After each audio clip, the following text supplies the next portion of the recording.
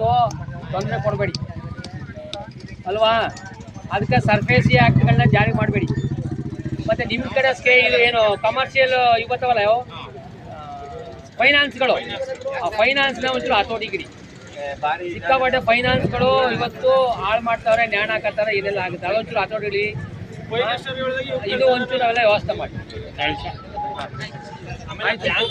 ರೈತರಿಗೆ ಭೇಟಿ ಹಾಕಿ ನೀವು ಬ್ಯಾಂಕಲ್ಲಿ ಸಿಕ್ಕಿ ಮೇಡಮ್, ದಯವಿಟ್ಟು ಆ ಮ್ಯಾನೇಜರ್ಗಳು ಒಂದು ಮೀಟಿಂಗ್ ಕರೆದು ಮಾತಾಡಿ ಮೇಡಮ್. ಈ ಕಾರ್ ಲೋನು ಬೈಕ್ ಲೋನು ಕೊಡ್ತೀನಿ ಇಲ್ಲ, ಅದ್ರ ಬದಲು ಕುರಿ ಲೋನು ಎಮ್ಮೆ ಲೋನ್ ಇವನ್ನ ಒಂದು ಗೈಡೆನ್ಸ್ ಕೊಡಿ ಅಂತ ಹೇಳಿ. ಯಾರ್ಯಾರು ಹೋಗ್ಲಿ ಬಂದ್ರೆ ಕಾರ್ ಲೋನ ಏನು ಟೀ ತರಿಸಿ ಸ್ಪೆಷಲಿಸ್ಟ್ ಕೊಡಿಸಿ ಕಾರ್ ತಗೊಳ್ಳಿ, ನಿಮ್ಗೆ ಹಿಂಗಿದೆ ಏನಪ್ಪ 20 ಕುರಿ ತಗೊಳ್ಳೇನಿ, ರೈತರನ್ನ ಬದುಕ್ತೀನಿ. ಆಮೇಲೆ ಎತ್ತಿನ ಗಾಡಿ ತಗೊಳ್ಳೋದು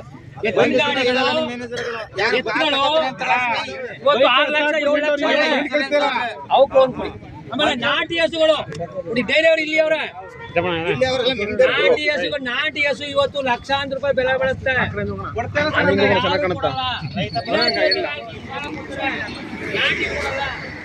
ನೀವು ಬೇಕಾದ್ರೆ ನಾಟಿ ಹಸು ಹಾಕ್ಬೇಕು ಅಂತೀರಿ, ನಾಟಿ ಹಸು ನಾಟಿ ಹಸು ಇಲ್ಲ.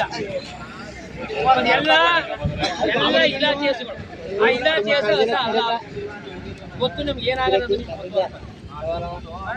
ಹಾಗಾಗಿ ಇಂಥ ಒಂಚೂರು ಹಳ್ಳಿ ಉಳ್ಕತ್ತದೆ ಅಂತ. ಹಳ್ಳಿ ಉಳಿದ್ರೆ ನೀವು ಒಳ್ಳೆ ನೋಡಿ, ಇದು ಬಂದ್ಬಿಟ್ಟಿದ್ದು 7 ದುಡ್ಡು ಕೊಡ್ಬೇಕು ನೀವು ನೀರ್ಗೆ. ಅದೇ ಹಳ್ಳಿ ದುಡ್ಡು ಕೊಟ್ರೆ ನೀರು ಬೇಕು ಅಂದ್ರೆ ಯಾರು ಚೆಂಬು ತಂದು ಕೊಡ್ತಾರೆ ನೀರ. ಅರ್ಥ ಮೇಡಮ್. ಅಕ್ಕಿ ಬೇಕು ಅಂದ್ರೆ ರೈತ ತಂದು ಕೊಡ್ತಾರೆ, ಚೌಕಾಸಿ ಆಗ್ತಾರೆ. ಅದೇ ಅದು ಕಾರ್ಪೊರೇಟ್ ಕೃಷಿ ಓಟೈತದೆ, ಓಟೋದ್ರೆ ಒಂದು ಕೆಜಿ ಅಕ್ಕಿ 5 ರೂಪಾಯಿ ಅದು ನೀವು ಕೊಡ್ಬೇಕಾಗ್ತದೆ. ಆಗ ರೈತ ಇರಲ್ಲ ಅಲ್ಲಿ. ಅದೇ ಚಾಮೂಲ್ MD ಬರ್ತಾವ, ಚಾಮೂಲ್ ಹಾಳು ಮಾಡ್ಬಿಟ್ರೆ ನೀವು ನಾಳೆ ಅಲ್ಲಿ ಬತ್ತ ಆರೆಂಜಿಂದ ಡೆನ್ಮಾರ್ಕ್ ಇಂದನೋ ತೊಪ್ಪೆ ತರ್ಸ್ಕೊತಾರಾಗ.